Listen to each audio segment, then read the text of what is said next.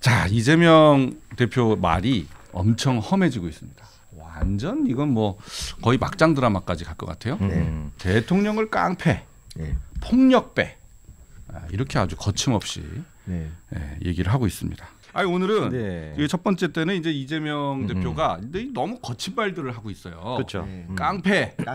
대체 왜 이러느냐 뭐 얘기를 좀 더 해보죠. 그러니까 그 하기 전에 이 말만 먼저 할게요. 그러니까 김남국 의원 같은 경우 깡패 감수성이 되게 뛰어나잖아요. 그러니까 다른 사람한테 깡패라고 하면 가장 상처받는 분이 왜? 그러니까요. 그러니까 심지어 깡패로 유죄 판결을 받은 사람한테 깡패로 하는 것조차 화를 내는 분이 깡패를 때려잡는 거 일상으로 하셨던 그분한테 깡패라고 한다 그러면 누구보다 먼저 펜을 들어 한자 써야 되잖아요.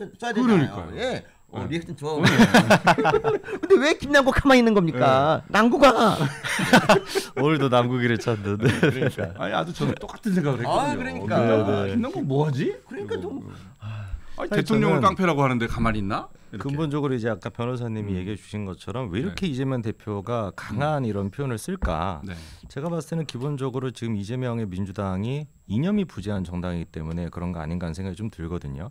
그러니까 예를 들어 가지고 우리가 문통때를 생각을 해본다면 저는 개인적으로 이제 공산주의 정책을 폈다고 보는데 그때 같은 경우는 잘못된 정책이긴 합니다만 그래도 이념과 사상이 바탕이 돼 있었거든요. 그러니까 사회주의나 공산주의적 관점에서 봤었을 때 조국이 됐거나 문재인이 됐거나 그때 당시 지지자들이 보면은 신적인 존재죠. 그러니까 뭔 짓을 하든지 간에 이 사람들은 아무런 잘못이 없다고 인식을 하는 거고 그렇기 때문에 물티슈 들고 가가지고 자동차 좀 막 닦아주고 뭐 이런 짓을 할 수가 있는 거거든요. 근데 지금의 이재명 같은 경우는 애당초 자기가 정치를 시작할 때 이념을 가지고 시작한 사람이 아니라는 거죠. 그러니까 이분의 어떤 정치의 시작점은 포퓰리즘 그 자체였기 때문에 표파리식 정치밖에 할 줄 모르는 사람이었고 끊임없이 그냥 선동으로 그렇게 국민들의 어떤 대중적인 정서만 끌어오는 역할밖에 못했던 사람이다 보니까 사실 지금 개딸들 같은 경우도 이념과 사상이 전혀 없어요. 그냥 이재명 대표가 자기들한테 뭔가 따라가면은 뭐 하나 떨어지지 않을까 이것만 기대하는 사람들만 모여 있다 보니까 이분들을 움직일 수 있는 그리고 중심이 될 수 있는 사상도 없고 그러다 보니까 이분들을 움직일 수 있는 유일한 거는 감정을 자극하는 거 말고는 없겠죠. 그러니까 계속 이재명 대표 입장에서도 살아남기 위해서라도 센 어조가 나올 수밖에 없을 겁니다. 이재명 대표가 이렇게 또 센 얘기를 하는 것은 뭐 몇 가지 이유가 있겠죠. 뭐 원래 겁먹은 강아지가 그렇죠.